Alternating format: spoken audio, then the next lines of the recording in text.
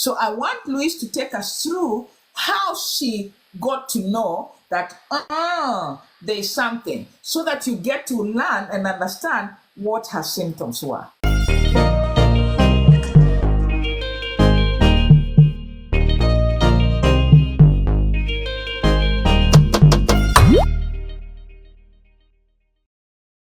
Louise, should you go ahead? Yeah. So with lobular, it's really hard to see on scans because it doesn't form a lump. Because what's really strange about it hasn't got the stickiness. So the cancer cells don't form like a mass, like a ball. So they grow outwards like spiders' webs, like a doily. They have like little nuclei and then they grow in lines. And it was really strange because I had a mammogram 3 weeks before I was diagnosed, and it was clear. It didn't show anything. And the only reason I found my cancer was because I was in the shower and I did a self-check. And I did a self-check because I'd had a clear mammogram. I thought, oh, I haven't got cancer, so I'm just going to go really deep into know what my breasts feel like, from like to get a base so I know in the future if anything changes. That's the reason I did it. Just really delving away. And then on the left side, I found like a tiny little thickening, like not like a round circle. It was kind of like a thickening, small, and it was attached to something else. So it didn't even feel like, it wasn't a lump, it wasn't a cysty type of thing, it just felt weird. And I thought, I didn't think it was cancer, but I went to the doctors anyway, and she didn't think it was cancer. So it feels like scar tissue. But I'll send you to the breast clinic just to make sure it's fine. And she was 100% sure it was. And then at the breast clinic, they didn't do a mammogram, they did an ultrasound. And the ultrasound showed up 5 little small areas that looked abnormal. And then they did the biopsies, you know, when they stick the needles in. And then they found that it was lobular. And there was 5 areas, which were tiny little areas, but they were all connected because it weaves in and out of the breast tissue. And then when they took the breast off, there was 5 centimeters of it. Yeah. 5 centimeters of the mesh, something like a web going round. Yeah. Of the whole sort of mesh of it, of the web, but obviously some of it wasn't showing up. And then I had, before that, before I had the breast off, I had a CT scan, and that showed, and an MRI, and that showed up less than the ultrasound. So it just shows your lobular's really hard to see. Ah, wow, wow. Was there pain? No pain. Nothing. The thing with lobular is if it's near the edge of the breast or the nipple, it will pull in the nipple and it will cause dimpling in the breast because it pulls in the tissue. But mine was right near the chest wall at the back of the breast. So there was no dimpling or anything like that because it was stuck to it was nearly on the chest wall. So, but in some women with lobular, it will start to pull in, like pucker. So that could be a symptom of it. So that's always worth getting checked. Mm-hmm. Guys, I hope you had that. When you see, and once in a while we'll talk about it, when you see dimples on the surface of your skin, on the breast, go in and get checked. It's not normal. When you see the nipple area inverting, going back in, so that you can't see your nipple, it has inverted. It's the mesh that pulling it together, mostly associated with lobular carcinoma. Go in for checks. And like she said, when you're checking yourself, again, let's now get deeper into this. When you're checking, and specifically for lobular carcinoma, don't just do a shallow check. Don't just do a shallow check like that. Try to dig deeper. You know, you may even involve your fingers more, not the way they say, oh, just do this, just do this. No, don't just run it. Dig it a bit to see if you could feel something abnormal, because that is how she dug it in her shower. Yeah. She found something abnormal. You know, yeah. Somebody is asking, can you have a skin sore skin sore too. I'm not sure, but like I told you, symptoms and signs are different, you know. So as long as you're experiencing something abnormal, that is not Yeah. usual. So if your breast is not sore all the time, and then you suddenly start experiencing that and it's persistent, you need to go in because checkup is just ultrasound, you know, mammogram, ultrasound. It's not something that takes a whole day. It doesn't have to go in because that could save your life. That could save Yeah. your life. You know. Now, Louise, how did you take it? How did you take it when you're told this is cancer? Yet you had gone for the mammogram just a few weeks or a month before.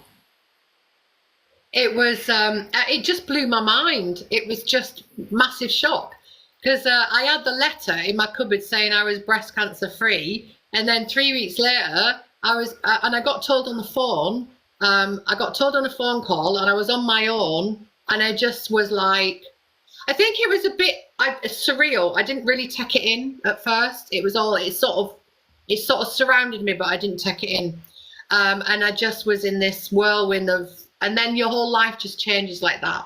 And everything becomes, I felt like I'd been taken out of the world I was in and put in another world, looking back at that world. And I was never gonna get back into that world. And I never did get back into that world. I got back into a world where I had kind of like know what the other world's like.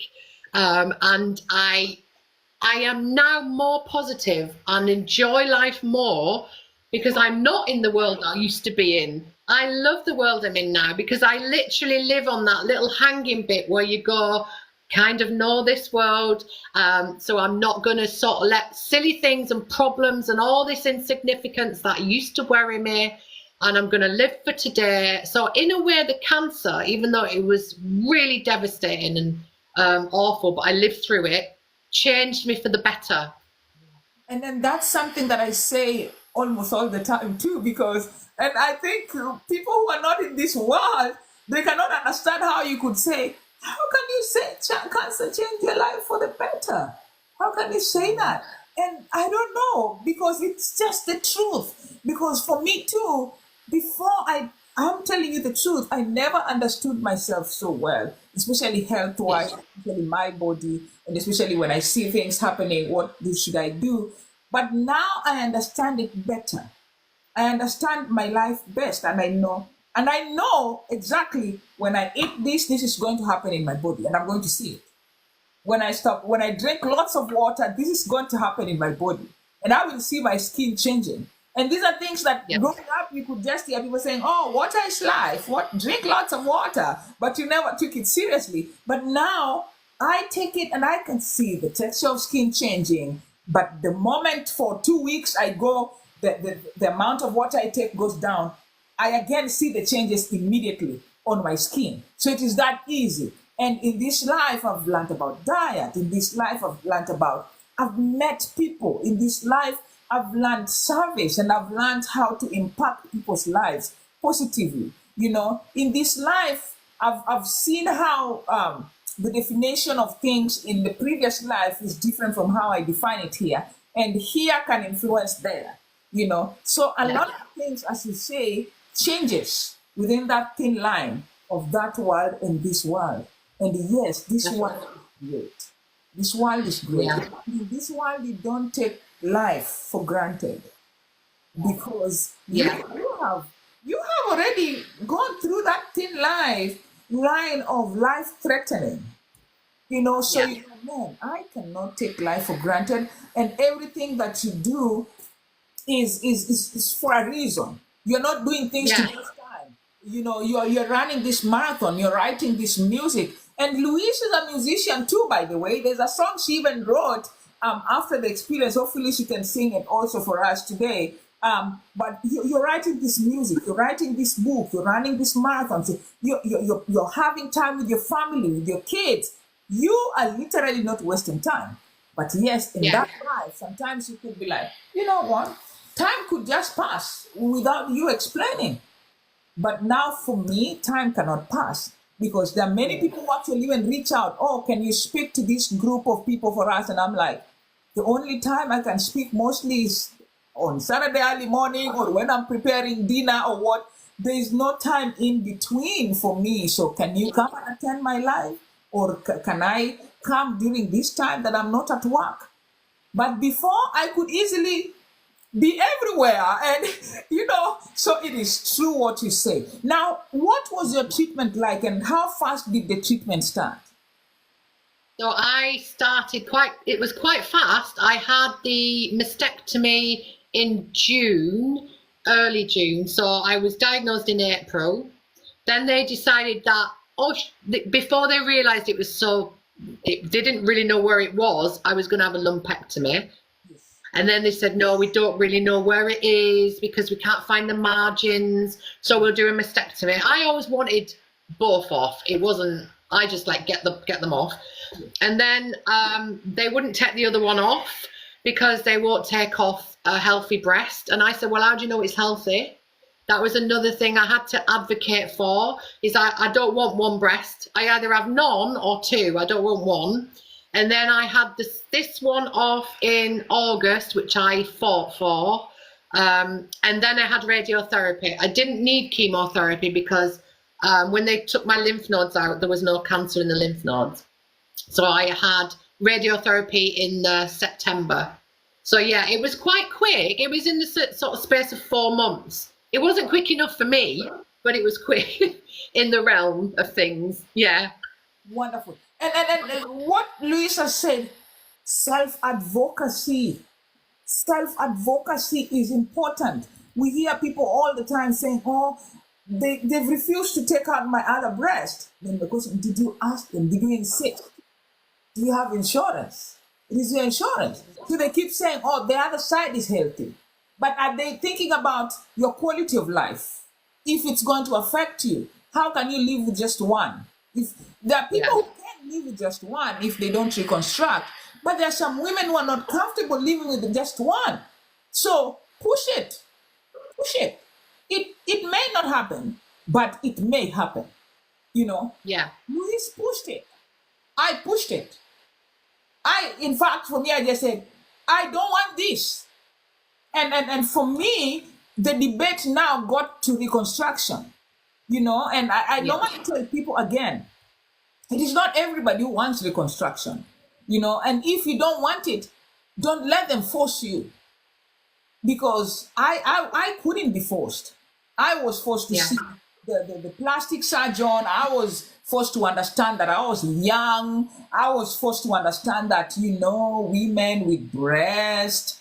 I was forced, all those things were said to me, but yes, I allowed them to say, because it's their policy that they have to say all that to you. So I sat there humbly, and after that, I still say, thank you for the information. I don't want reconstruction. Now, can we go ahead with my surgery? And I remember, again, if you find it hard to advocate for yourself sometimes, because personalities are different, because when I see Louise and I see myself, I see those strong-willed women, you can have somebody to accompany you. Have someone accompany you to your appointments, because they can help you. If they're not able to go there, ask the hospital if they can allow somebody to join you on video.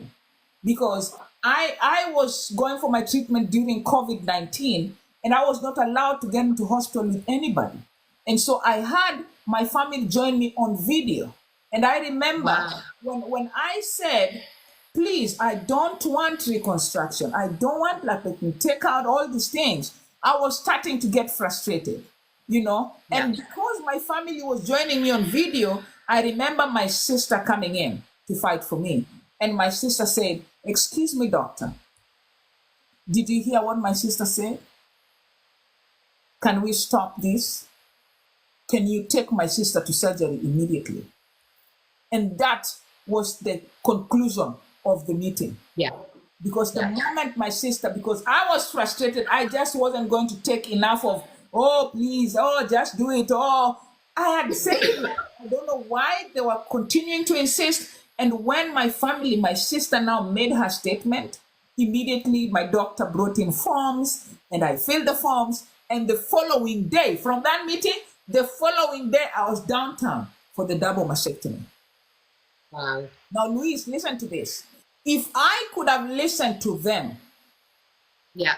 because listening to them meant, okay, now you're going to get the plastic surgeon come and insert everything they need to insert in readiness for your new breast.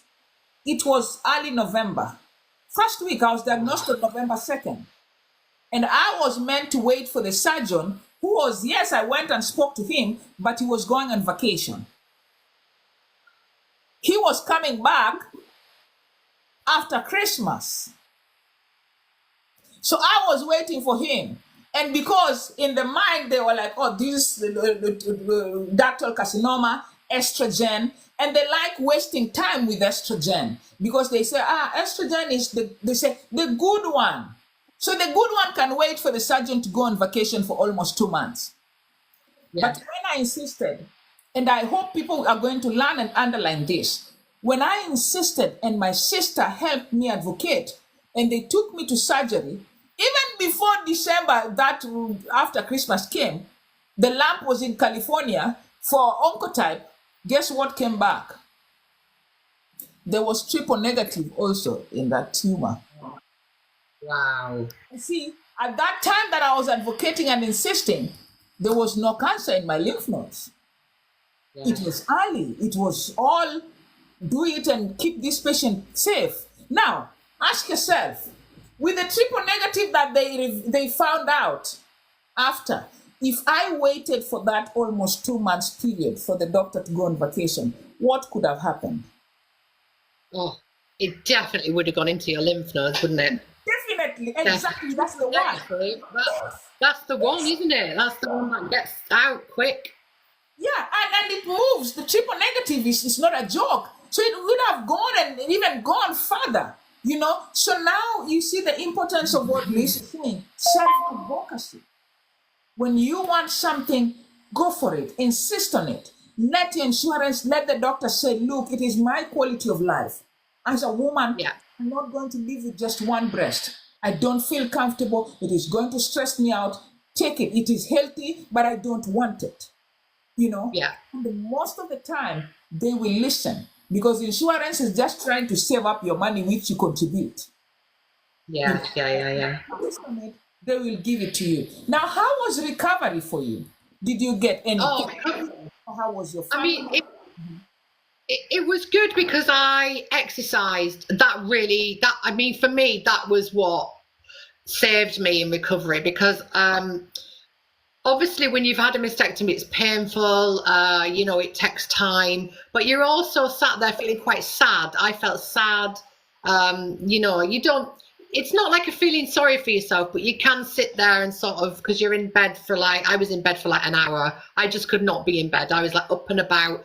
I think that's the thing when you're recovering is try and move your body. I mean, I did exercises with my arms straight away, the ones they taught me.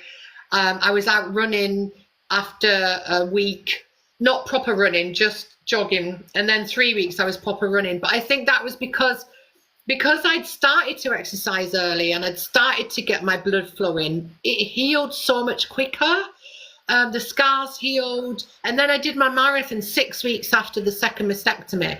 And people were like, that's mad. But it's because I'd done the exercise quite close after the mastectomy, that it healed really, really well. I didn't have any infections.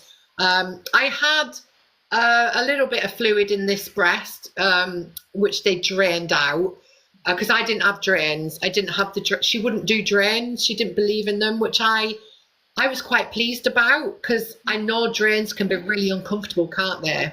And painful sometimes on the inside, yeah. Yeah. And so she didn't do drains. So I think I was really, really lucky that I didn't have drains. But yeah, the recovery for me was good. But I do believe that was through my own helping myself. I think if I'd have just sort of not really helped myself, not exercised, it would have been harder. So yeah, I really advocate exercise in recovery. I think for any type of recovery, if you feel your body can do it, and you don't push yourself too hard. I'm not saying go out and do marathons because that's just mad. That's just me. But just do that little bit and often really helps. Yes, guys, and Louise is very right.